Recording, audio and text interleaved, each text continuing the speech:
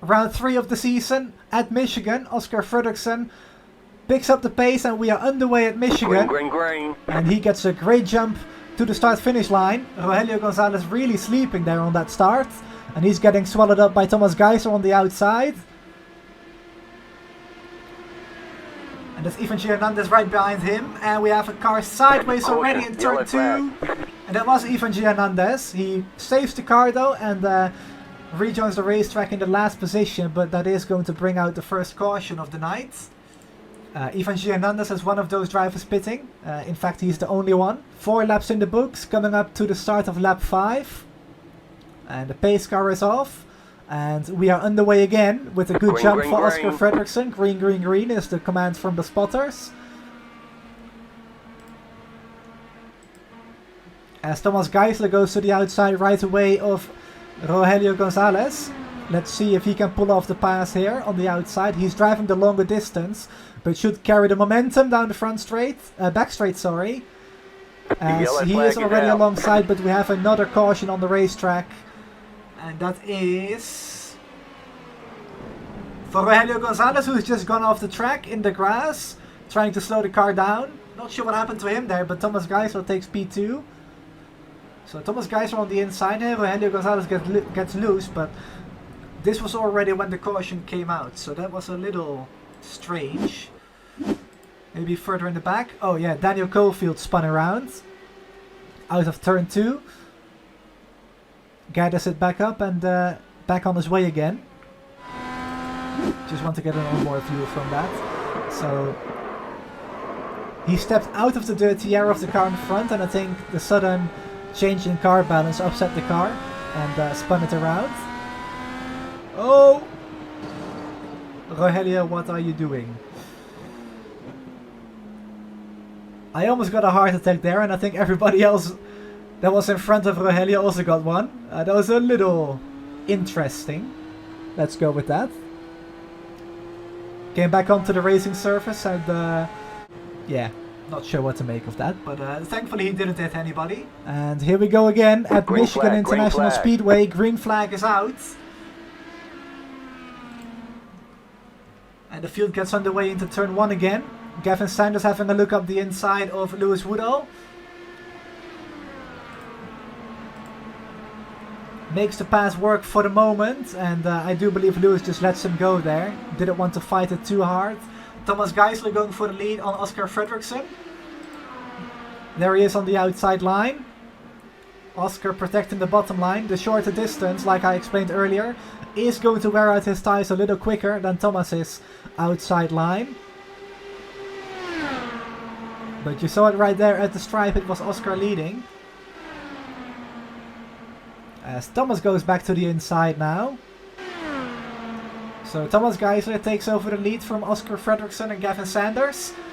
And I'm not sure about you guys if you know any IndyCar history. I'm not sure if my other teammate Gary Gotso is watching, but this race at the moment really reminds me of the old kart days with the, what was it, the Hanford device on the rear wing to create a lot of drag. Certainly looks a lot like that right now. Drivers drafting by and swapping positions and swapping the lead pretty much at every end of the racetrack. So good to see. Good racing. As Thomas Geisler and Gavin Sanders are chilling on the high side, saving their tires. Oscar Fredriksson goes back to the lead as Thomas Geisler has to check up a little bit to not hit Oscar Fredriksson at the rear. I believe Oscar pushed up a little bit, but they get away with it once again. And these guys know how to race each other. They race against each other in the VOR IndyCar series as well, quite regularly. So they know how aggressive they all are. As Oscar really tries to dive it down low, but isn't able to hold the line as Gavin Sanders gets a great run out of turn 2. And he lifts off to, I would imagine, save some fuel.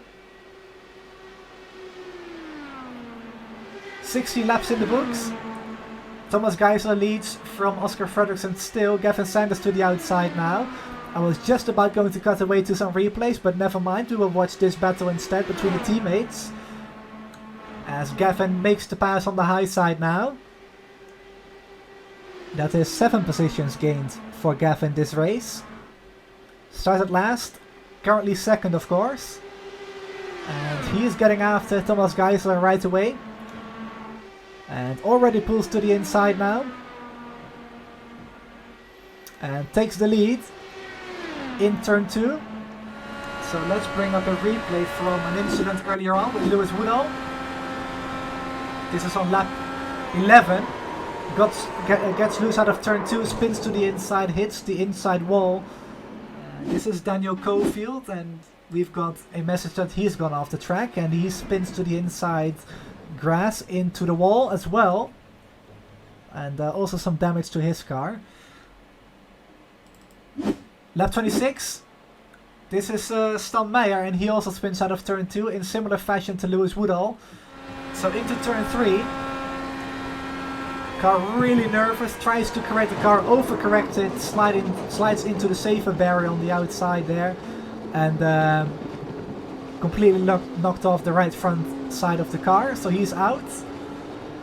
Not much to really talk about, to be honest. Apart from pit stops, Thomas Geisler coming into the pits on lap 42, Oscar Fredriksson going to follow him in. Thomas Geisler pulls away a little bit from Oscar Fredriksson, who loses some time. But Gavin Sanders was the current clean air all race long, and he stayed out the longest on the fuel mileage as well. So that is quite impressive, and he actually overshoots his pit box a little bit.